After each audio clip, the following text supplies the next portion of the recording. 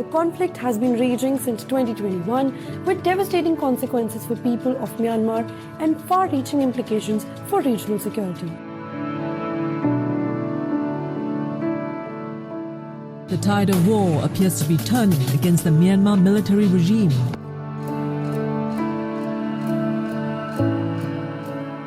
And within the space of a few days, several towns, district-level towns, border, the more strategic locations along the trade route with China, these were captured.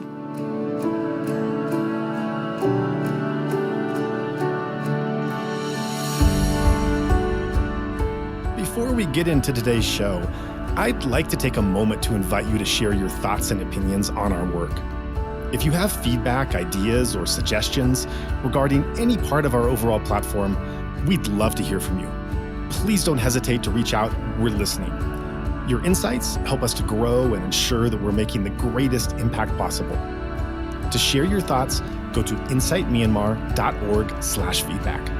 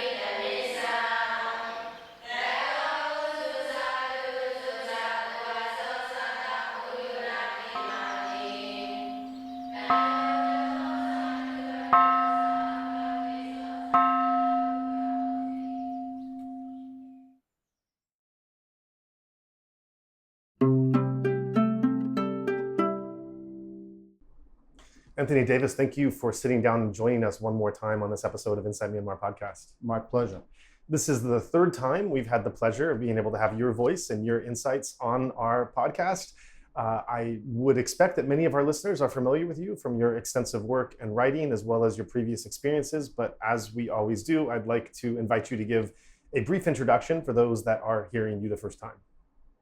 Well, I'll make it very brief. My background is in security. I've been based here in Bangkok since 1979. I've been looking at Myanmar on and off, and in the early years, probably more off than on, since 1980, when I spent time with the Korean National Liberation Army for several weeks in their area of operations when it was a very different war. But for most of the 80s and 90s, my focus was on Afghanistan rather than Southeast Asia.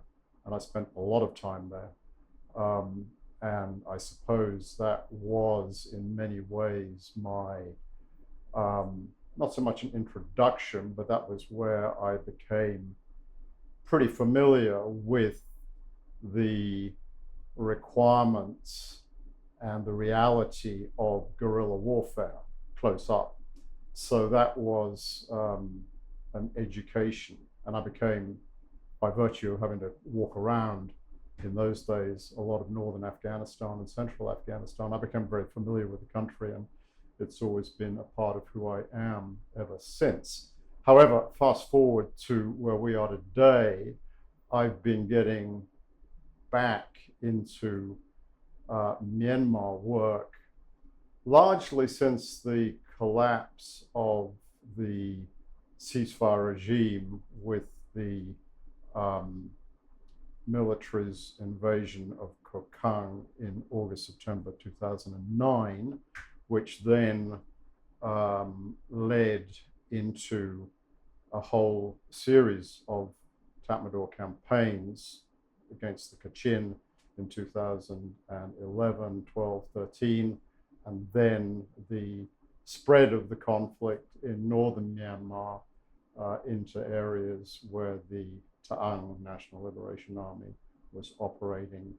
And then that, as almost all of your listeners will be aware, is when in the teens, most visibly in 2015 in the battle for Kokang, where the Brotherhood came together, bringing together the Arakan Army, the Ta'ang National Liberation Army, and the MNDA, the Myanmar National Democratic Alliance Army.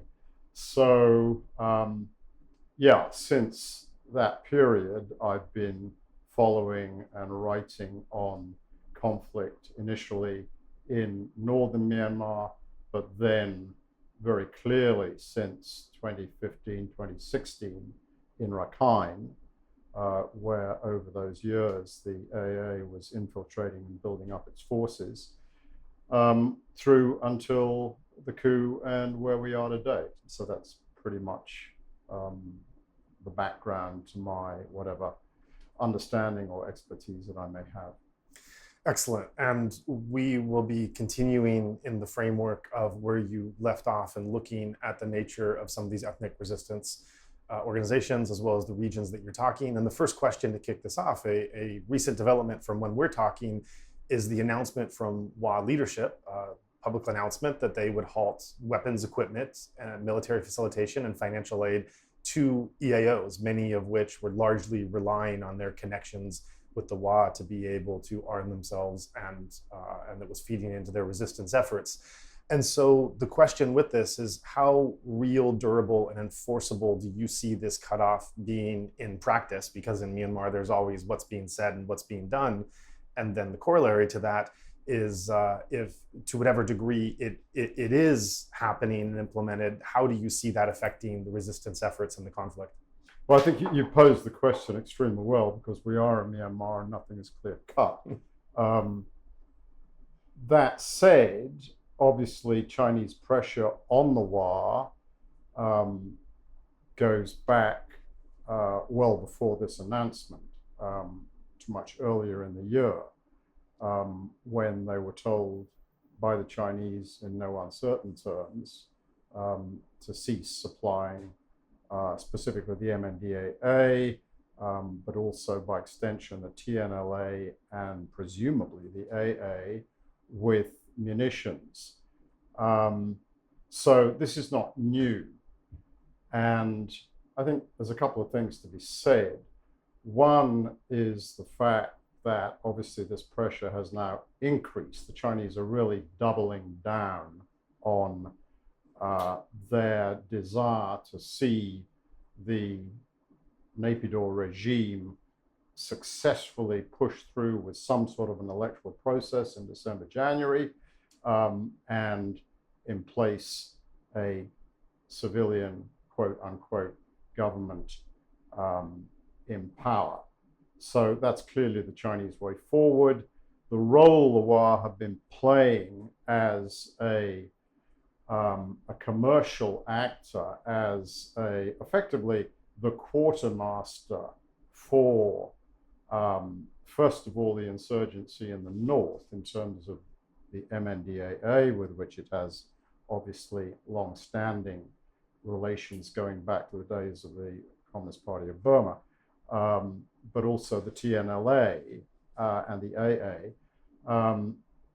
What has happened in the period since the coup has been that commercial relationship, and the WA are nothing if not commercially driven and commercially minded, that has extended to groups, to Burma groups and other groups, Karenni, for example, in central Myanmar. So the WA have been playing a critically important role.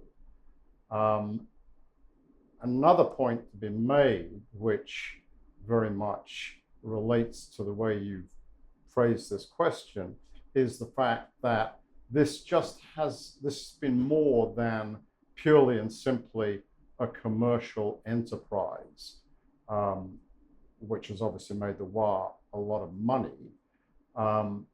What has been happening since the coup, and particularly in 2021, 2022, has been an extension of Wa power in terms of boots on the ground, the United Wa State Army, beyond its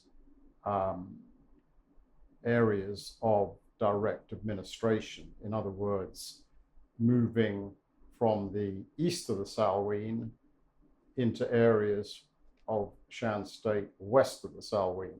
So, as you're aware, areas of Wa administration, we're looking at basically Special Region 2, which is the traditional area along the Chinese border on the far eastern border of Shan State with China, but also Military Region 171, which borders Thailand, and the two, as I'm sure your listeners are aware, are not contiguous. Anyway, they're both essentially to the east of the Salween. What's been happening since 2022 in particular has been movement of Wa troops, sometimes in their own uniform, but most often not in their own uniform, into the west. And that has involved very close collaboration with the SSPP, Shan State Progress Party, slash Shan State Army North, which has always been a sort of proxy of whoever holds power east of the Salween, be it the communists or the UWSA. The Shan State Army North has always been closely allied with that and logistically dependent on earlier the communists and now the UWSA. That in the mid-teens sometimes involved Wa troops operating west of the Salween, right along the river when the Tatmadaw was pushing the SSPP hard, to points where they threatened to take heights overlooking the river and effectively enabling long-range artillery to hit roads into Pangsang, the Wa capital. So at that time, the Wa began moving troops west of the Salween in a purely defensive role for limited periods. What we've seen since the coup is an opportunity to essentially neutralize the RCSS, the Restoration Council of Shan State slash Shan State Army South, to neutralize them and to extend Wa power directly and by proxy much further west, effectively across Shan State, and now, interestingly, into Karenni. And my understanding is there are Wa troops in TNLA uniform operating in Mogok, which is actually part of, it's a curious salient, geographically the Mogok salient, but it is in Mandalay Division. So, whoa, this is a big change. So it's very easy for the Chinese to lay down the law, and clearly the Wa are not in a position to challenge that too directly, because that might result in the lights going out in Pangsang and other Wa cities, given China's control over pretty much everything, internet, electricity, currency, blah, blah, blah, blah. So that's all true. And I would expect that the Wa will become, at very least, a lot more circumspect in their interrelationship with other groups. But are they likely simply to sever relations and cease any sales of munitions and march home back east of the Salween? I find that difficult to imagine, because what has happened, the way this has played out since the coup, the Wa have become a critical player in the overall struggle for Myanmar. And I don't think that can just be switched off by diktat from China. It would be entirely wrong to see the Wa as simply Chinese puppets, Chinese proxies. That's an argument which is often made, but they're more than that. They run a state, as we know, the size of Belgium, etc., etc., etc. They have their own interests and their own focus, and they've never been secessionists. There's never been any question of the Wa wanting to leave Myanmar to join China or attempt to be independent. That has never come up. So they see themselves as part of an unfolding reality in Myanmar. And what we're now going to see, I think, in the coming months, critically, is just how far they want to push the envelope in terms of maintaining relationships on the ground and commercially, which they've already built up. So, and I would add finally that it has not been lost on observers. I'm certainly not the first person to note this, that when they invited their allies to Pangsan and made this statement, they gave China, they did not spare China's feelings. They said effectively what the TNLA had said before them, that this is as a result of massive pressure from China. There was no attempt to couch this in terms of national stability and happiness and concord or anything like that. This was about Chinese pressure. And that tells you a lot about how under the surface they are smarting and they are not enjoying this. So that's not a clear-cut answer to your question, but nothing is clear-cut here. That's incredible. And I think our listeners' minds might be spinning as much as my mind is now, because we went from a question of looking at a potential cutoff of Wa supplies to resistance forces to now looking at a geopolitical map of Wa expanded territory with looking at the unlikelihood of them receding and stepping back from that. And so then this opens up a wider game, a game board that we're talking about. Certainly the resistance, where the Wa support to the resistance comes in. And let's be clear, going back to what you said, this is not of a benign nature, or not of a nature of mutual aspirations, but of transaction and of doing business. But still support nonetheless from actors that have difficulty being, non-state actors have difficulty being able to acquire what they need from other markets. The Wa have been critical towards that. But looking at both this question of a potential cutoff, what that cutoff means, how much it is, what will be cut off, what the delay is between the announcement and the supplies that are there now, and how that will come to play out, all of that to leave in one parking lot. And then another to come back to the answer that you gave, which was not, beyond the scope of the question, but then opens up a very important reality to look at. And that's where I would pose to you the same question that I posed recently to Patrick Wynn when I was having an interview with him about his book, Narcotopia, which was essentially a question of what do the Wa want?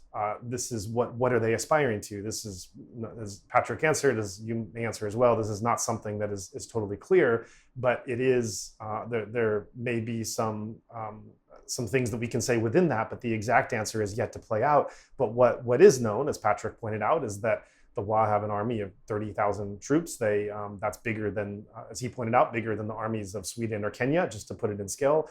You're talking about a state within a state. Patrick is very clear that he sees the Wa as really its own nation in many regards, even if it's not recognized by official international standards, many other ways, that it is its own nation, even if it's not seeking succession or being able to be part of China.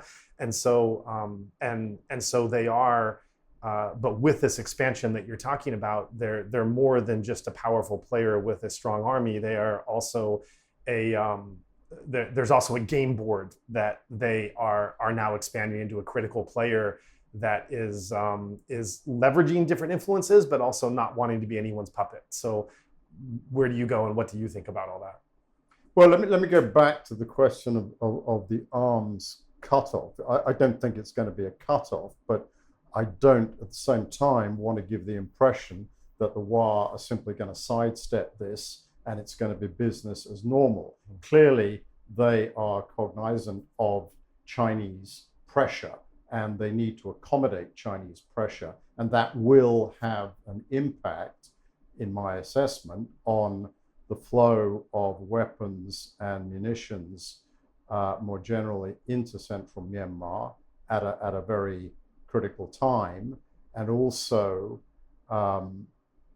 further south and further west to Rakhine, which is another very important theatre of operations for the resistance, for the AA, obviously, but for the resistance more generally. So I just wanted to put that caveat in. In terms of what do the WA want, I mean, there's nothing that Patrick has said that I would disagree with. The WA are, as we all know, a state within a state. They're not looking to leave that state. I think they have pretty much, well, I mean, one thing they clearly want, and it is an open question whether this would depend on a fundamental reshaping of political realities in Myanmar, or whether this could be done in the future under a military-dominated civilian regime in a constitutional manner. But clearly, the most proximate thing that the WA want is the recognition of Wabang, a WA state, right? WA state, in the same way that you have Kachin state, you have Shan state, they want WA state, right? And I don't think, and this will be one way or another a point of contention and perhaps violence, whether that necessarily, as the WA would like, implies the joining up geographically of Special Region 2 in the north and Military Region 171 on the Thai border. Because I think in the event of some sort of a dramatic implosion of the military regime in Naypyidaw, which is not looking particularly likely right now, but just let's play with that scenario, were that to happen, and clearly it was more of a realistic possibility in the immediate wake of 1027, right? Back at the end of 2023, first half of 2024, is the regime going to fall, et cetera, et cetera. Were that to happen, then I have no doubt the WA would move well before breakfast and have the two parts of its emerging state as one part by lunchtime. So that would happen very rapidly. Whether the triangle command of the Tatmadaw stood in the way or stood back and allowed it to happen would probably not make a lot of difference. It would happen, right? There's another scenario, which is that the Tatmadaw essentially prevails in the current conflict, and that you have a civilian regime empowered with the Tatmadaw obviously pulling all the strings, and then there would be the question of, can this be accommodated through constitutional change? But that, in terms of your question, what do they want? That joining up of 171 and SR2, that is basic, that's fundamental, WA state. Beyond that, and playing into that question, is an issue which most of the big EAOs are now have faced and are now facing in a much more existential manner, is it possible to trust the Tatmadaw? So if ceasefires are made, bilateral ceasefires between, for example, the Tatmadaw and the KIA, the Kachin, the Tatmadaw and the Karen, the Tatmadaw and the AA, the Tatmadaw and the TNLA, can those EAOs really afford to trust the Tatmadaw? And I think we all know that, given their historical experience over many decades, in the case of Karen in particular, more recently KNLA as a player, et cetera, and the AAA. But I mean, nobody trusts the Tatmadaw, and they're quite right not to, because if the Tatmadaw has one overarching imperative, it is the Burmanization and centralization of governance in Myanmar. And the bottom line is, you can have a ceasefire today, but they're going to come back. They're going to rebuild, they're going to re-equip, and they're going to come back at you. So for all of these groups, ceasefires have to be a very problematic issue, because they simply cannot, and they know this in their bones, they cannot afford to trust the military. That question also applies to the WA in perhaps a lesser way, because the WA, well before the coup, by the mid-teens, right? Let me back up. In the aftermath of the invasion of Rakhine in 2009 and the outbreak of war against the Kachin in 2011, the WA and their little cousin, the Mongla group, Special Region 4, were alarmed at the prospect that they would be next on the chopping block, right? The Tatmadaw leadership of that time under Tan Swe and Maung A was clearly, they were done with Kin Yunt's regime of ceasefires, and it was time for the Tatmadaw's overarching vision of the future to be put back into action. So they were issued essentially, with demands that they become border guard forces, etc., and integrate. And they all, or most of the big ones, refused. At that time, the WA were also part of that. They were alarmed at the prospect of becoming next on the chopping block. And then between 2012 and 2014, what you saw in a dramatic fashion, it wasn't particularly obvious, but it was something that I was very keen to track, was the WA rearmed. A whole new generation of weaponry, bigger weaponry, armored vehicles, more artillery, a new generation of surface-to-air missiles. There was a new generation of small arms. The WA essentially rearmed, and by 2014, 2015, had achieved an impressive level of deterrence. There was no way the Tatmadaw was going to come after them, right?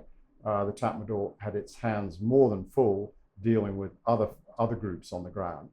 So the question for the WA, in terms of the longer picture, the longer game, is it in their interest to continue to stand alongside a revolutionary project aimed at bringing down the military regime in Naypyidaw, or do they feel confident enough that they can, having aided and abetted those fighting the regime in Naypyidaw, that's worth remembering, but do they feel confident enough to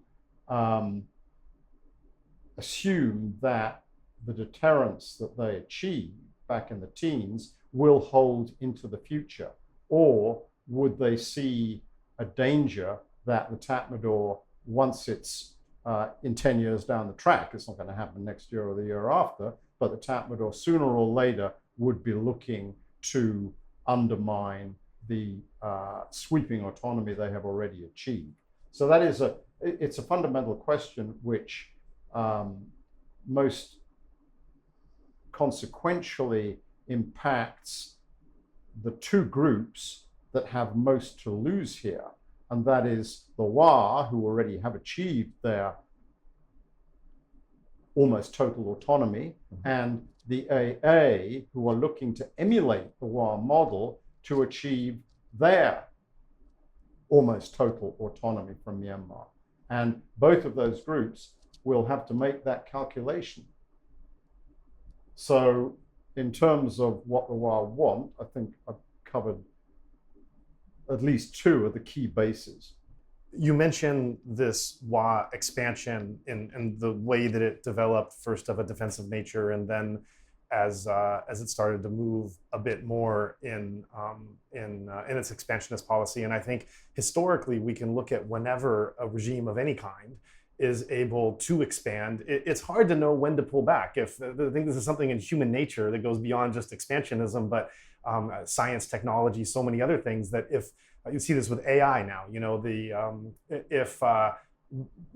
ability of humans to do something is sometimes very hard to pull back on and question the morality, the ethics, the advantage, the benefit of doing it simply because you can do it. And so I'm curious about where you see the possible extent of potential WA expansionism in two parts. One in being what they're able to do, where they're conceivably able to practically be able, in this time of chaos, where chaos brings opportunities, where they're able to make that expansion possibly practically.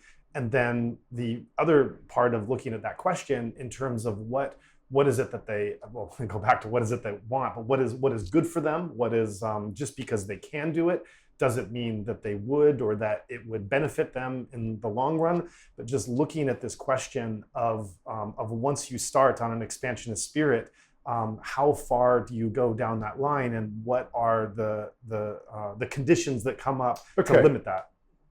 It's a good question, and I would say that the WA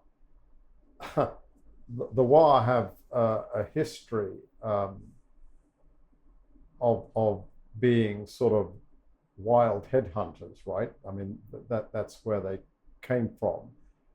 So to that extent, they are perhaps somewhat lacking in the sophistication of ethnicities who have a long history of statecraft, right? This is not the WA, and in that sense, very different from, you know, the lowland Burma. That said, they've been playing this game for a while, and they're not entirely stupid. So what appears to have happened to date is that their expansionism, if that's what you want to call it, I'm not sure it's the right term, but I think what they're looking to do is to assert a primacy, an ascendancy across Shan State. And, you know, when I mentioned Mogok, which actually is in Mandalay Division, the reason for that is not because the WA have any illusions or dreams, fantasies of marching into Mandalay, let alone Naypyidaw. That's certainly not going to happen. But Mogok is the TNLA, right? And they have been intimately connected with the TNLA, set up an office in Pangsang, their capital, back in 2019, I think.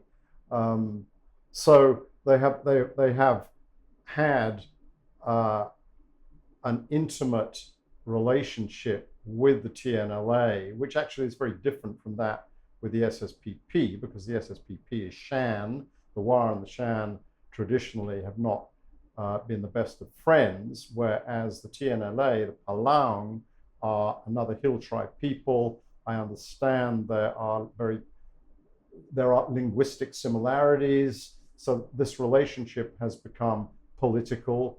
It's certainly logistical in terms of sale of munitions, and the TNLA, particularly at this time when they're on the back foot, see advantage in having the WA operate with them.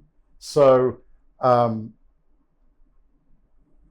think my point is that the WA's ambition is more in terms of an ascendancy over Shan State, which actually is not a bad thing for China's long-term BRI objectives. And you know that's a whole question. Chinese policy backing the regime, would it make more sense to back northern groups? That's a whole different kettle of fish we can get into later if you want.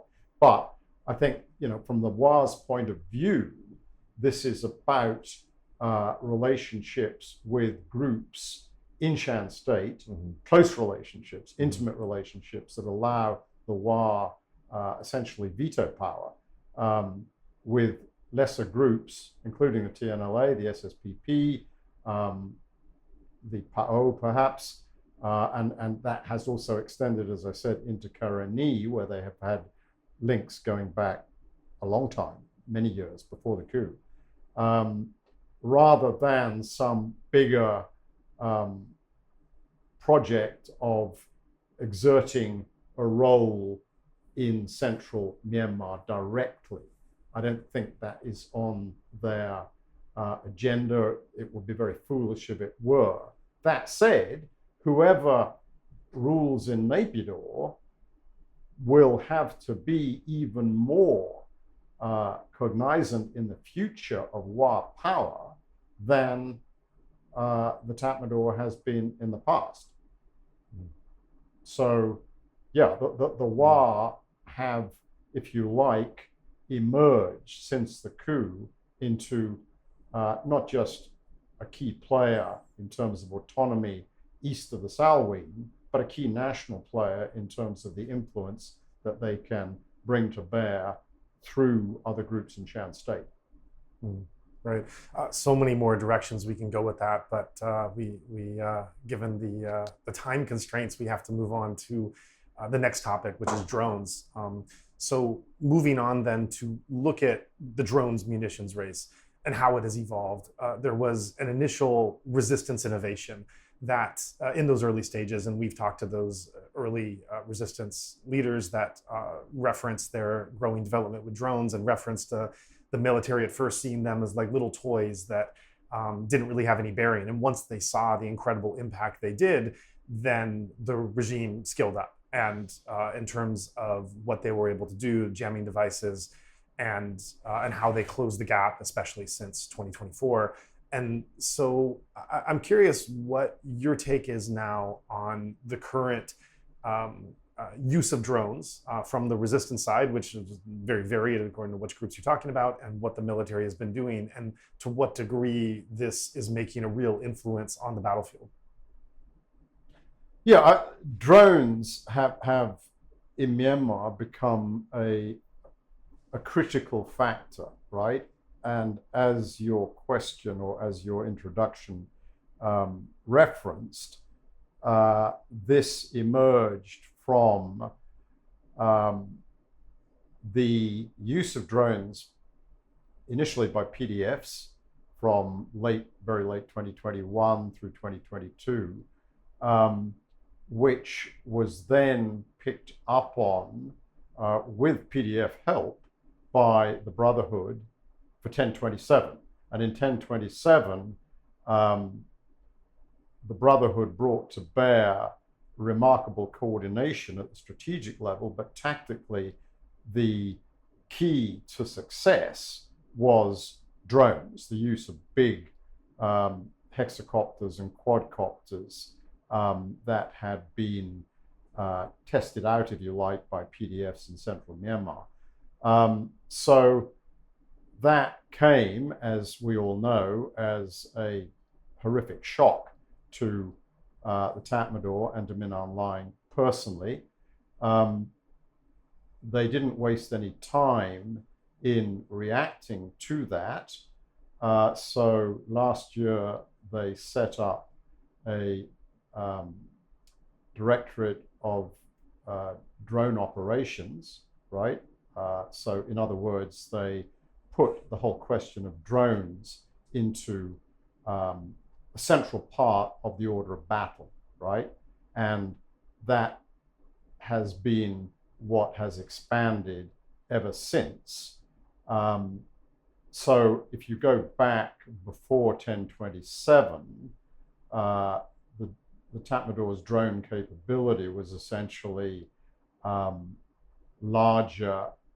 Caihong is the Chinese CH-3s and 4 fixed wing platforms, which obviously by definition require the use of an air base.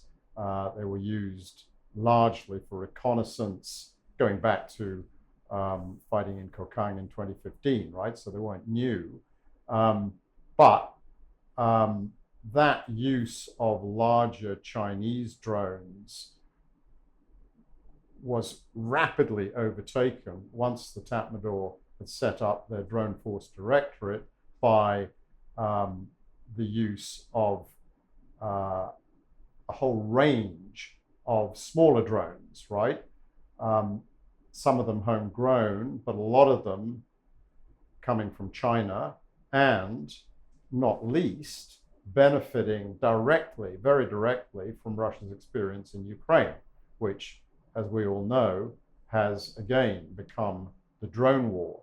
So the Tatmadaw have been expanding their capabilities through 2024 and through 2025 in a remarkable manner, which would not have happened without logistical support from China.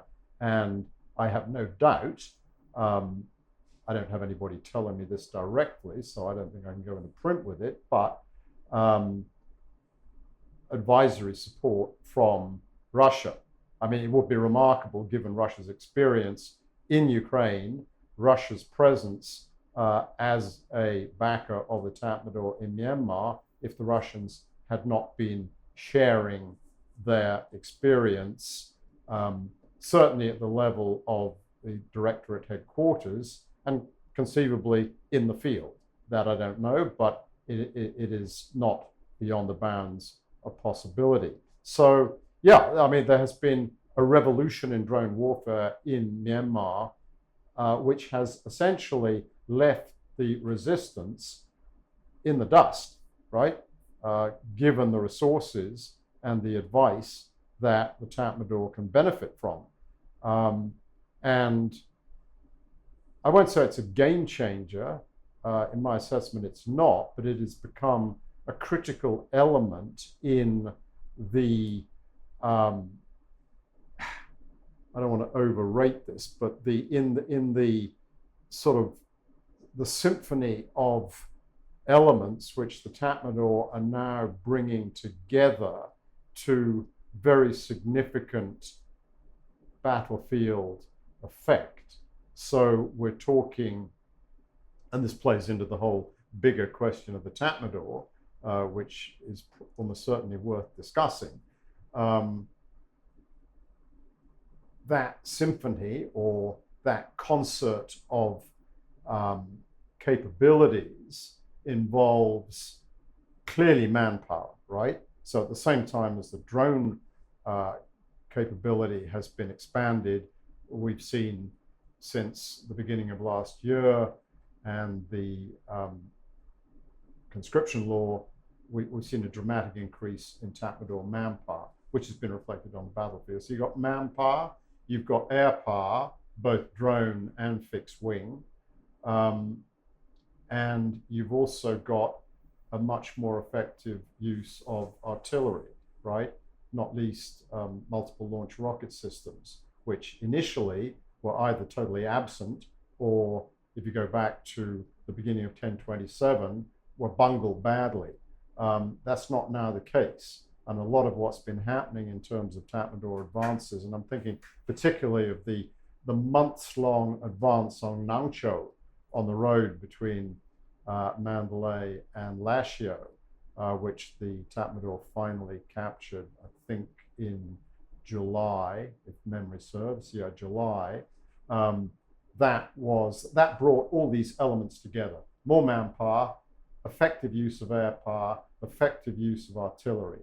And you put all these things together, and the Tatmadaw are now in a dramatically different place compared to the height of 1027, when the resistance was moving into Mogok and effectively at the gates of Mandalay, right, in July of 2024.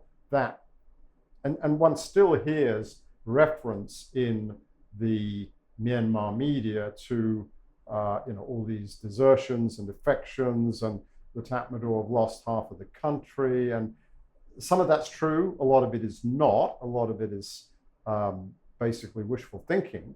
But if you look at it in terms of Tatmadaw, and also not just the capabilities, but the morale that those capabilities have the morale that's emerged from those capabilities, we're looking at a very different military machine, dangerously different in terms of what the resistance can do.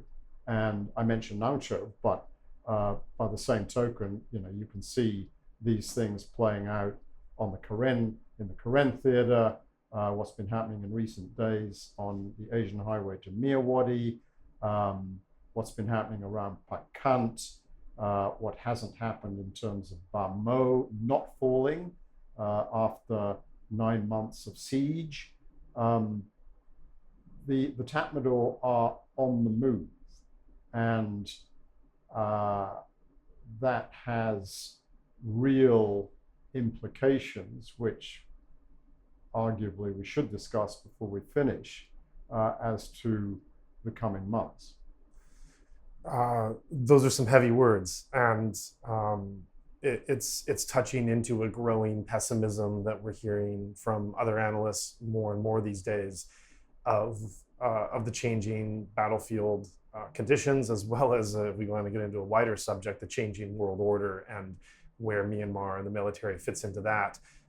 But it's interesting that you mentioned this thing of morale, because to come back to that in particular, in the nature of this overall pessimism you paint, I recently did an interview with Mimi Winbird.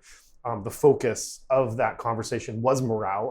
I know that you're already familiar with her argument of that the morale of the resistance is of such a nature that it's being discounted by some analysts, and in looking at some of the battlefield, so you could say losses or depressing news that come from military advances, her argument is that it's not taking into consideration what she said at that time, and we can debate this, but in her words, the incredibly low morale of the military, which contrasts with what you just said, but the incredibly high morale and motivation of the resistance forces, which is willing to really do anything it takes to in her views, to be able to have plan B's, C's, and D's, because there's no other option to go back. In the conversation, we referenced Defeated to Victory by William Slim, World War II, and how a large part of that book, after they got their butts kicked initially by the Japanese and they were in India, an amazing feature of that book that struck me is that you would think that so much of that book would be on military tactics and strategies and battles and such. A large part is on Slim's work to improve the morale of the Allied troops, and feeling that the Japanese were these superhuman monsters that they had no chance against. And so a large part of his strategy to come from India back into Burma was to set up small skirmishes that could be small wins that could start to improve that morale. So this morale piece, really matters when it comes to looking at what's happening on the battle. Mimi is a friend of mine, and I respect her judgment very considerably. And I don't want to paint this as a black and white thing, right? Morale is collapsing on the resistance side, and the Tatmadaw are beating their chests and looking to take scalps. Morale by definition is an incredibly opaque and complex phenomenon, right? Morale differs from unit to unit, from day to day, from man to man sometimes, right? Depending on a whole range of variables. So there's no black and white picture here. But what I would say in terms of Tatmadaw morale is you are looking at a machine which is still very much an operating machine, right? With an integrated command and control structure, with a strategy. It's an army, right? In the way that the resistance clearly by definition is not. And I think in the upper echelons, what has happened as a result of what we're now seeing on the battlefield is, well, the upper echelons and going down to the level of the officer corps more generally, is a rebounding of morale, if you like, which after 10/27 must have been in the pits, right? And now it's not in the pits. They're climbing back out, and they have good reason to. That said, there is another part of the Tatmadaw, and nobody has the real insight, including people in Naypyidaw for that matter. Nobody has the real insight to know how the reinforcement of the Tatmadaw by at least 70,000, 80,000 new conscripts, how has that played into that, right? Now, clearly, the conscripts are not forming units of their own, which would be very subject to potentially collapse and desertion. They are being used to reinforce understrength battalions. And maybe, we don't know, but there are reports that they are being sort of pushed out in front as cannon fodder and are taking heavy losses, which is obviously not good for morale. So at that level, it's not clear. So the point that I'm making is simply that compared to where they were in mid-2024, where they are now towards the end of 2025, when I say they, I mean the Tatmadaw generally, they're in a very different mindset, right? Regardless of how many wretched conscripts are being mown down in the field today. On the other side, I would agree with Mimi that I don't think that we're not seeing a collapse of morale on the part of the resistance, far from it. I think there is an awareness that strategically they are facing serious problems, right? Both politically in terms of what's been happening what will be happening in terms of elections, and also strategically in terms of what's been happening on the battlefield. And I think that has probably, generally speaking, generated a sense of get up and go, right? I think, I don't want to misquote you, but I think you were talking, or the term has certainly been used that I've heard in recent days, they've got nothing to lose anymore, right? And I think that is a really important factor. Mm-hmm. And it begs a larger question. And the question is this: before Min Aung Hlaing gets to stage his elections in December, are we going to see a major attempt by the resistance in a more or less, probably less, but maybe that doesn't matter too much, a more or less coordinated, concerted fashion to hit back hard everywhere, right? In order to derail, perhaps.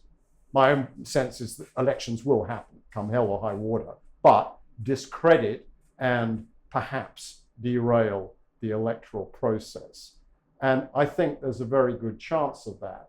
And to the extent where some groups may feel they have their backs to the wall, this raises the question of, and I was reading something along these lines yesterday,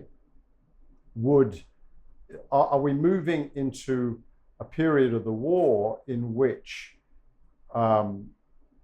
China has clearly thrown in its lot, its full weight behind Min Aung Hlaing's project, right? Behind the military's project for stabilizing the country, or further destabilizing the country, for better or for worse. They're locked into that. Is that going to translate into a movement on the part of the resistance towards, and there's no pretty way of saying this, of targeting Chinese interests and assets, right? A letter from the NUG's foreign minister Zimma Ang to the Chinese government, basically saying, look, it would be wise not to recognize the validity of this electoral process, to pull back from support for the Tatmadaw, who do not represent the Burmese people, et cetera, et cetera. In other words, yet another appeal from the NUG for the Chinese to, quote, get on the right side of history, unquote. Apparently in complete disregard of ground realities. I mean, you know, if she hasn't woken up to the fact that the Chinese are where they are now, is she ever going to wake up to that fact? Yeah. So I think there has been a lot of frustration over that letter, which sort of underscored the NUG's distance from ground reality, and the possibility that in the coming months that could translate into events which would in some way shift the board, change, not overturn the board, but shift key elements of the board, because then, were that to happen, and I'm not saying it will, but it seems to me we're definitely moving in that direction, were that to happen, what would the Chinese reaction be? The Chinese have always been very firm with Min Aung Hlaing. You need to protect our people and our interests, and that I fully can understand. They've had the same approach dealing with Pakistan, right? Where you have a sort of similar approach of the CPEC, the China-Pakistan Economic Corridor, which sort of mirrors on the other side of the Indian subcontinent, CMEC in Myanmar, right? The Chinese approach to the Pakistanis, in particular the Pakistani military, is shape up, look after our people. And in Pakistan, they're dealing with a large, highly professional army, right? In Myanmar, they're dealing with something of a shambles when it comes to the Tatmadaw. And this is a group they don't have much trust for, which is, of course, reciprocated from the Tatmadaw side as far as the Chinese are concerned. So it's a very different dynamic. So were the Chinese to find that their interests and, you know, I have to use the P word, pipeline, right? There's a pipeline, a Chinese pipeline that fuels a lot of southwestern China running right across battlefield areas, right? You know, from the Chinese perspective, this is not a good situation. And if the Tatmadaw fail to safeguard that asset and others, including personnel, then what would China want to do? Would it be in a position to, I mean, I'm not suggesting, and I would never suggest Chinese boots on the ground. I don't think that's ever going to happen. The Chinese are much too smart to do that. But what else have they got? They've got private security companies, which are still at a very embryonic level in Myanmar, right? This is not a serious military force that's already in the field. And they got the Tatmadaw, which, for all its advances in the last year, is still, as I said, something of a shambolic organization. It puts them in a really difficult position. And I'm not saying this will happen, but it's something that if you're sitting in Kunming or Beijing, you really need to worry about. And I'm sure they are. Going back first to the Zinmarang letter, I think that highlights such a kind of alternate reality we're seeing the NUG operate in terms of believing in a rules-based international order that has moved on and changed, and that an incredibly naive belief that has not matured or been learned from, that in adaptability and understanding the way to navigate the actual situation. Just a comment and reflection on that part of it. The last part I'd like to close on, the last question I'd like to ask is this question of overstretch, and overstretch where it occurs on both sides. On the side of the military, you mentioned the 70,000 new combat troops that are in their favor. In past interviews that we've done, it has on the other side, it's been pointed out that the simple challenge of supplying military troops in what, they're occupying forces. And so even if they retake a territory, they are still seen as occupying forces. Being able to retake a territory and then hold on to it are two separate things. And there are lone outposts in some areas where just simply they're seen as such hostile enemies by the surrounding population that just simply supplying those outposts, at least in past years, I haven't heard an update on this, but past guests and analysts have expressed that concern. On the side of the resistance, there's the WA cutoff, potential WA cutoff, we can say, as well as looking at ammo burn rates, the drone attrition under jamming, cross-group logistics coordination, other factors that could be playing into overstretch on the side of the resistance. So I'd like to get your thoughts on this as we close out the interview, to get your thoughts on where this overstretch is playing out on both sides. Well, you pretty much answered my question for me, because it is playing out on both sides. I mean, what strikes me from the point of view of the Tatmadaw is you've got to wonder how long, even with the additional manpower, which doesn't necessarily translate into great combat effectiveness because of the nature of the conscripts and their willingness to die or otherwise, you've got to wonder how long and how far the current operational intensity, which is something we haven't seen since the beginning of the war, can be sustained, right? So, the thought that's been in my mind is, did Naypyidaw kick this off too early, right?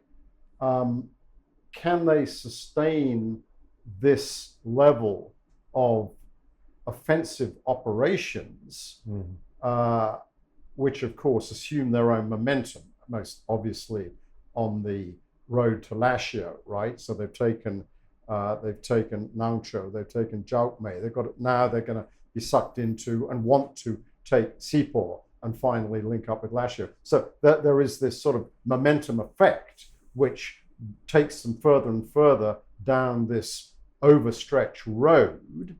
And yeah, we're now in mid-September, effectively. So, and elections aren't until December. So you've got to wonder, are they setting themselves up for a situation where come November, early December, the resistance comes back at an army which is exhausted and overstretched, right? Even granted, as you pointed out, the extra 70,000 troops, right? Now, that possibility is to a degree mitigated by the fact, and maybe the Tatmadaw strategy is specifically aimed not just taking back territory, constituencies, and key economic routes, but also exhausting resistance ammunition, which is their greatest vulnerability. It's not morale. They've got plenty of morale. They're not short of guns, but if you don't have enough ammunition, then you're in trouble. So if these offensive operations, which we're seeing all over the country now, are exhausting those supplies of ammunition against, as you pointed out in the question, a situation where supplies from the WA and the northeast of the country generally will be declining, if not cut off, but certainly declining, then does the resistance have the capability to launch that big push, if you like, closer to the elections? And I don't know the answer to that. It's right up in the air. And I don't think the belligerents the leadership would have a sense of that, and therefore can try and do their best, and I'm thinking particularly the resistance here, to mitigate against that, right? Not to expend all their ammunition in the current fighting, but to, if you like, keep their powder dry for later in the year. Maybe, I don't know.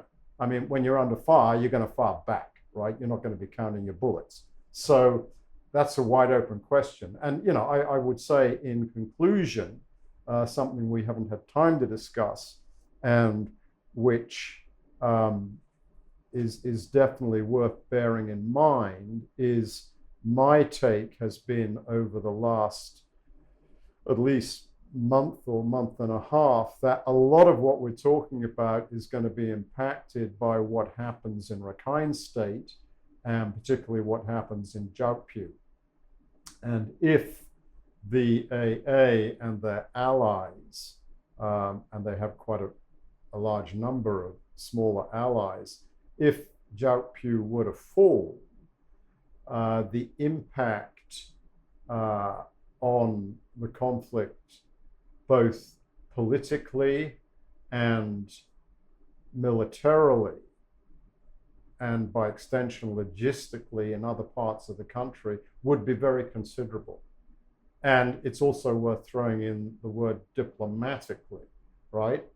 If the regime loses Jaupyu to the AA, that automatically implies a very significant recalibration of China's dealings with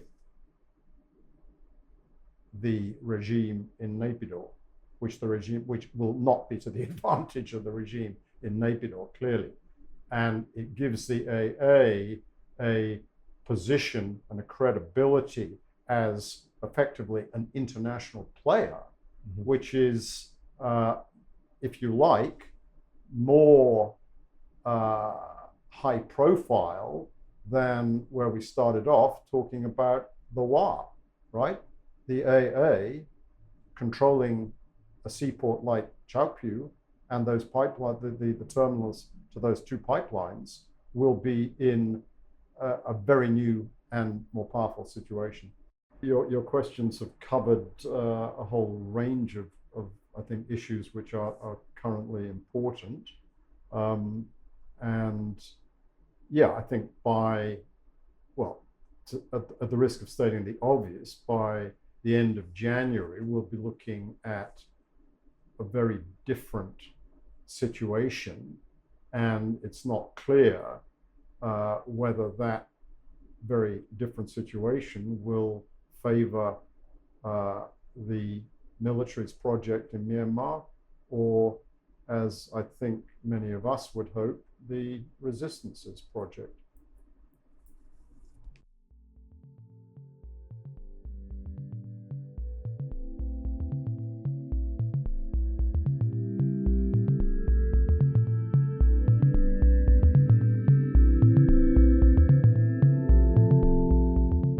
Thank you for taking the time to listen to this episode. As regular listeners know, we often remind our audience about our nonprofit mission, Better Burma, at the end of a show. Truth be told, fundraising is hard work, and I can personally attest that it's no fun at all to keep asking for contributions. But the reality is the situation on the ground continues to be distressing, and our work would simply not be possible without your support. What helps us most at this time are recurring donations. This provides our team with a reliable foundation, and it helps to reduce the stress of this constant fundraising. This also allows us to focus more energy on creating impactful content for this podcast, as well as to better plan sustainable humanitarian aid to vulnerable populations. Even a monthly pledge really helps. Like, say, gift us the equivalent of, a cup of coffee each month, or consider us a streaming service that you subscribe to. Anyway, to support our cause and make a lasting impact, visit insightmyanmar.org/donation.